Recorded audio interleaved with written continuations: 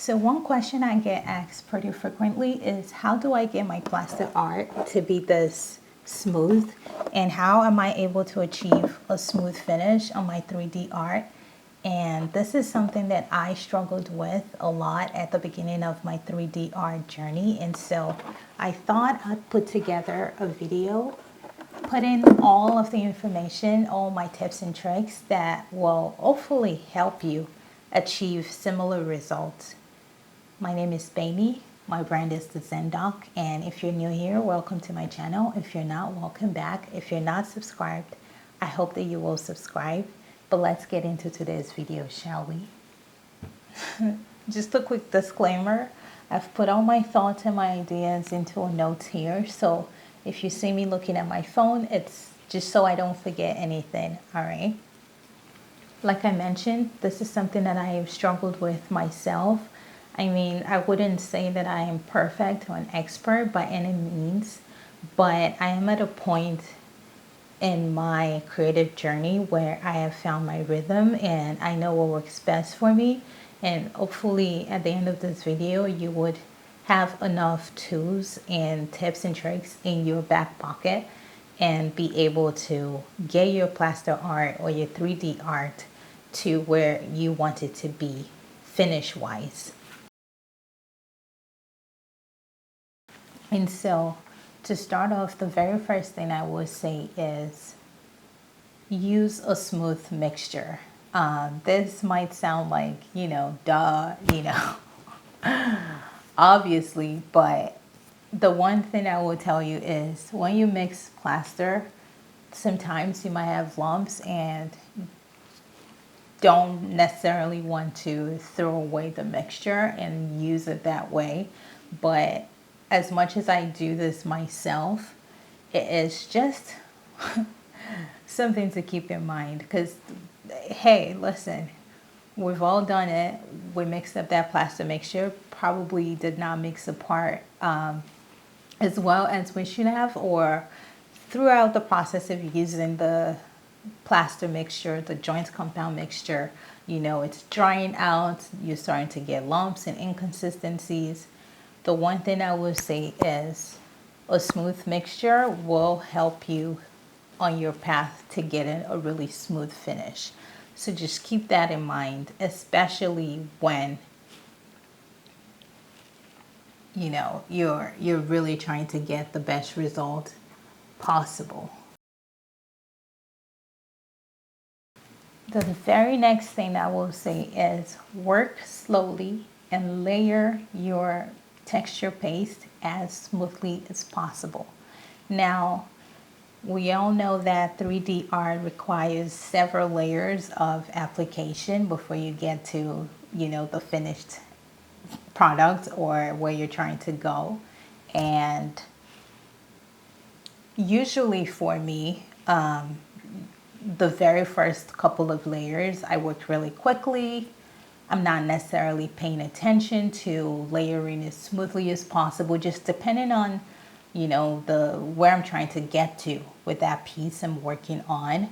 But if you're starting out and you're struggling with getting your work to be smooth, just work slowly, layer as smoothly as possible, because at the end of the day, the difference between getting a really nice, smooth, even finish is technique. It's really all just technique, right? And so when you're starting out and you're struggling with this, you want to make sure that you're doing the best that you possibly can. And that involves working slowly and making sure that you're layering, because as you're working, it's going to start drying as you apply, right? And so if you're working really quickly and you're not really paying attention and you're just moving as fast as possible, just, to get the work done, I mean, no judgments here. We all know that 3D art takes weeks. It takes a lot of time. And so I do not fault you for trying to move as quickly as possible, but just understand that all of those layers that you're applying, if you start to move on from one area of the art without smoothing or applying it evenly, when it dries, you're going to have that rough finish, and you might struggle with getting it to a smooth point later on. So just think about that when you're layering and you're applying. The other thing I do, and this is a technique that I personally love because,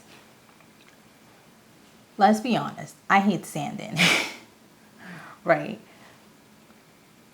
We all have a love, well, not all of us, but I will say I think most of us have a love-hate relationship with sanding. And I'm at a point where I really do try to cut back on sanding as much as possible. And one technique that has helped me get there is in between the layers of my joint compound or my texture paste application, the one thing I like to do is just going over the entire work with a wet brush. And that means I'm dipping my brush into water and then applying pressure over the artwork.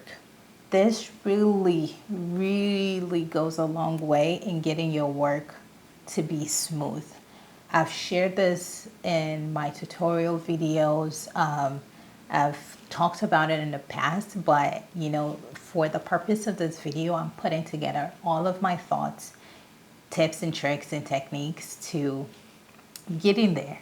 I promise you, it really works wonders. The more time you can spend doing this, the better your results will be. When you're building up your layers, maybe after 4 or 5 layers, just take an hour, take an hour or two where you're just spending time running a wet brush over your artwork. I've used this analogy in the past where I said, you know how pebbles, river pebbles get really smooth from the, how do I articulate this, from just running water consistently, from water running over them. That's how pebbles, right, get that smooth finish. Think about the same concept applies here. Just run a wet brush over and over your work and you will begin to see the difference. And this is something that I like to do even before I get to the sanding phase. I do it multiple times in between layers. I do it while I'm layering. It goes a really long way, and it's something that I promise, will make a lot of difference. It has for me, that's for sure. Now let's talk about sanding. The almighty holy grail sanding, right? There is a lot to sanding when it comes to technique, when it comes to working intuitively, when it comes to just tips and tricks. But the first thing I will say with sanding is, in my videos, it looks like, oh, I just sanded really quickly and boom, it's smooth. Nope, not true at all. Sanding can take hours. It can take days. And I mean that genuinely, honestly. The very simple truth is sanding does majority of the work. That is exactly the purpose of sanding. It is to buff out all of the roughness, and knowing a little bit of technique in doing so will get you to that finished product faster than just going in blind. And so I want to spend some time talking about sanding, how I've done it in the past, how I love doing it now. I will be honest, I don't do it as much now just because, like I said, I have a love-hate relationship with it, and I'm at a point with my techniques where I do try to get my work to be as smooth as possible so I can cut down on sanding. And so if you're watching, I hope that you get to that point too. If sanding is maybe not your favorite thing to do, but let's dive into sanding for a second. With sanding,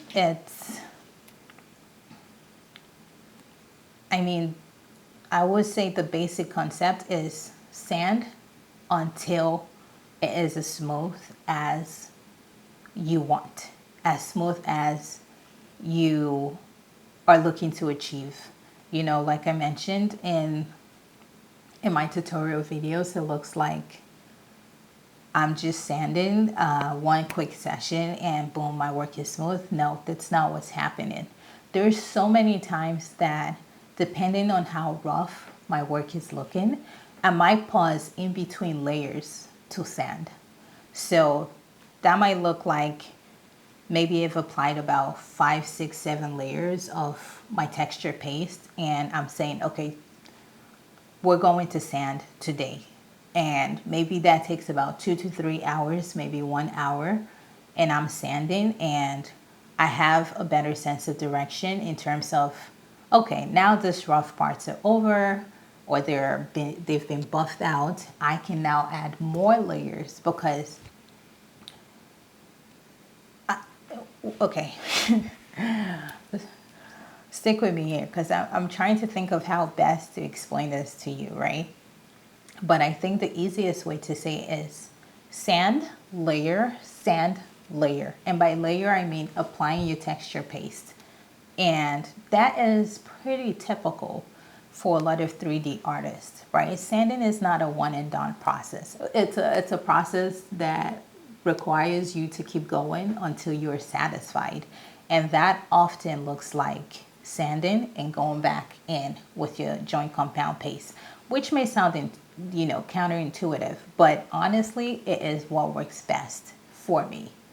And I think for many other people as well. And so don't go in with the expectation that you're only supposed to, sand maybe once or twice. Like, don't get frustrated if you've been sanding maybe for 30 minutes to an hour and you're still not where you want to be. That's typical. Okay, you are not doing anything wrong. It's not a fast process by any means, shape, or form. I hope that, that resonates with you. I hope that you get what I'm saying. So I went to grab some of my sanding papers for the purpose of this next tip, which is you need to understand how sanding paper works. You need to have some general knowledge about grit when it comes to sanding. And let me put it this way. The lower the number, the rougher the sanding paper. So typically I would use something between 100 to 200 grit at the earlier stages of my sanding process, and that's because this is when my work is at its roughest and I'm trying to get out, those bumps, those inconsistencies that are a lot more prevalent at the initial stages. Now, as I am progressing to the finishing stages of my art, I might typically opt for something with a higher grit. This one I'm holding is 400. Anything from 400 is really smooth. I actually have 800 and 1000, which I've used in the past as well. And they're so fine, you can barely feel the texture, the coarseness of the sanding paper. And what this does is, say you've sanded your work with maybe a 200 grit sandpaper and you have those lines on your work and you want them to disappear. Something with a higher grit like 400, 600 will go a long way in helping you get rid of those lines. And so, there's just a little bit of technique there where it's like understanding that a higher grit number will give you a smoother finish. Also, the way you actually sand or your technique with sanding might also help. Say, for example, you've got horizontal lines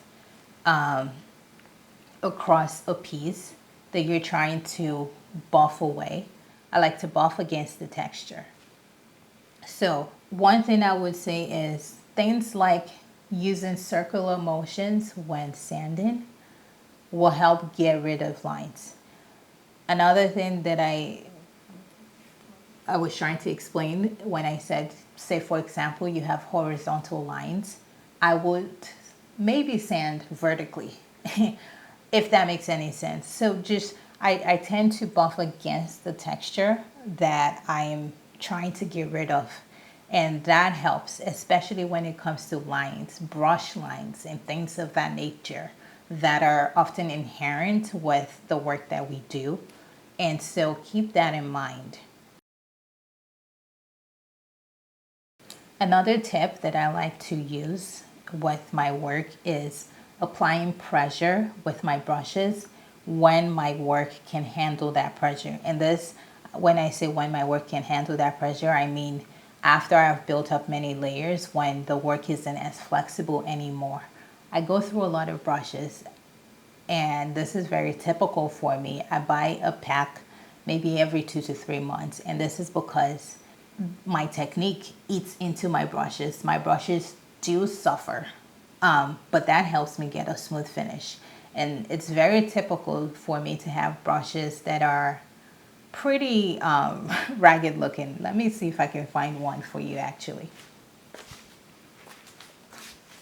Okay, so this is a brush that's on its last life. I'm going to move closer to the camera and try to show you what I mean, and hopefully the camera focuses and you can see it. But can you see how much of the bristles have come off? I only have a really thin layer of full hairs left. If you look at it, I have a lot of bristles that have just fallen off.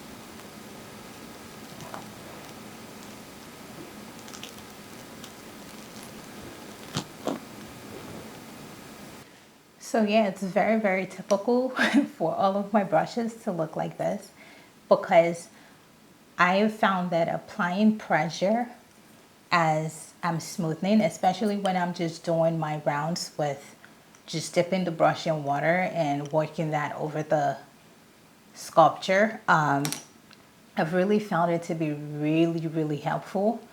On one hand, you will lose bristles, but on the other hand, you will get a smoother finish.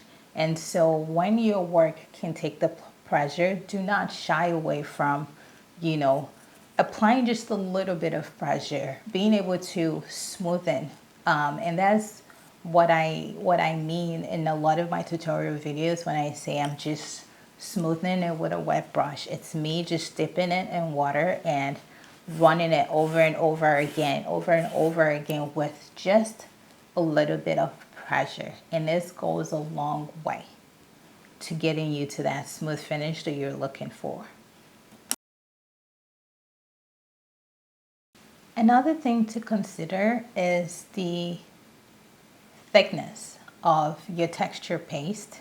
So when I'm working at the beginning, at the initial phases or stages of my sculpture, I like to use a really thick paste, right? Because I'm trying to build volume.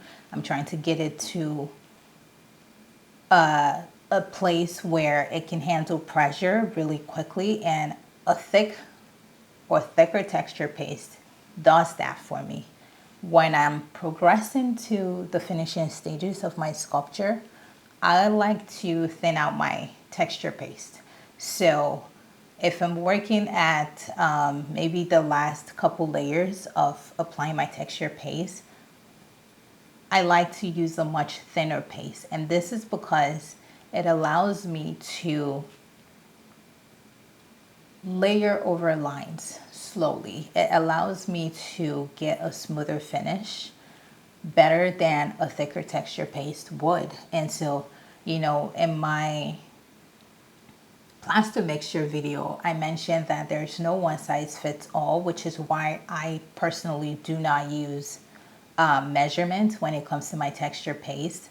I use all forms of texture paste, so I'm not boxed into, this is the measurement, this is how much plaster I'm putting in the water, this is how much glue I'm putting in the water. I don't do that because I'm fluid, I guess, and the way that I use my mixture. So I use a thicker paste at the beginning, and I like to finish off with a much thinner paste. And this is just something that I found helpful, and I wanted to include in this video as well as something to keep in mind. And for my very final tip is keep going. Don't lose hope. I promise you, for every artist that you look up to, that you see their works and you're like, oh my God, I want my work, I want my sculpture to be as smooth as that. I don't know what I'm doing wrong. I promise you, we have all had the same thought at one point or the other. And what happens is with time and with dedication and with the continuous, practice of the work, you will develop your own technique. You will find a rhythm that works best for you, something that gets you to that point that you're trying to get to. And so the very last thing I will say is, even when you feel discouraged, even when you feel like your work is not good enough, art is imperfect. Okay? It's not supposed to be perfect. And so do not try to seek perfection. Even all of us, where, this sculpture that I used as an example to say, how do you get a smooth finish like this? When I look at it, I can still see parts of it and I'm like, oh my God, I wish I could have gotten that one corner to be smoother. So don't overthink it. The more you do, the more you develop, the more you progress. So just keep going. I'm also going to be filming another video right after this where I'm talking about cracks in 3D art, in plaster art, and how to prevent that or fix it. And I'm going to make sure that I put all of these videos that I'm making about questions that I get often in a specific playlist on my channel so that you're able to access all of this information very easily. You'll find my texture paste tutorial, the updated tutorials as well. All of the knowledge that I think would be beneficial for you outside of just, tutorial videos, so that you are able to just have all your questions answered in one location. And so if you have questions about techniques, about my processes, outside of my typical tutorials, make sure to be on the lookout or check my channel for this playlist. It's going to have all of the information that I hope that you need. But if you also have questions, let me know in the comment section what else you think would be helpful to know, what else you would like me to talk about. I'm definitely open to considering, talking about this topics and hopefully setting you on your way to becoming the best artist that you can, because I truly, truly believe that we can all win.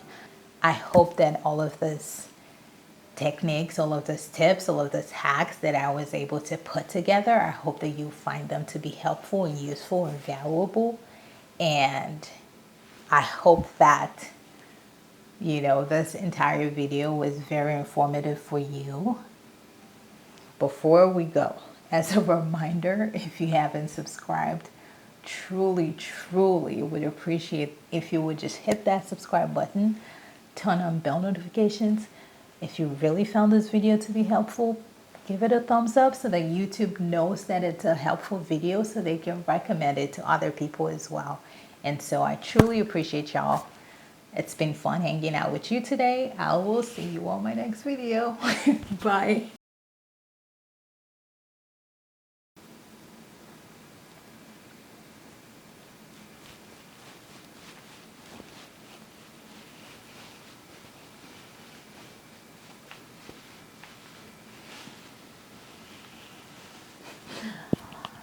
I play too much.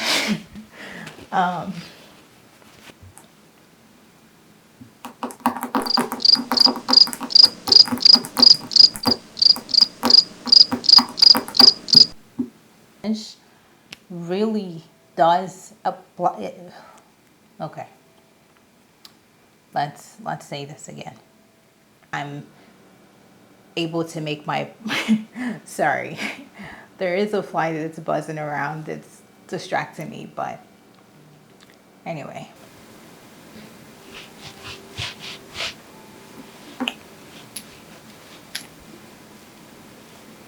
In between layers of application, and by in between the layers, a really smooth finish. And so